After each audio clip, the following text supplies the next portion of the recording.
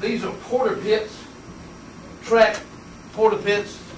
You can't have sleds, but you can have porter pits. Eating them damn britches up, rolling them damn hips, firing those hands. The guy in the middle, I don't like his hands too good. All right, now, this is underneath Tiger Stadium at LSU. And this is a voluntary drill. Okay? 6-point explosion.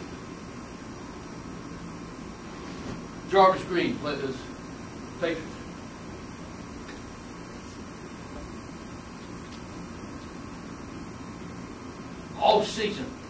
Off-season training, hips and hands. Okay, this is 3-point layout. Now we do it just like 6-point explosion, but we're doing it out of a 3-point stance.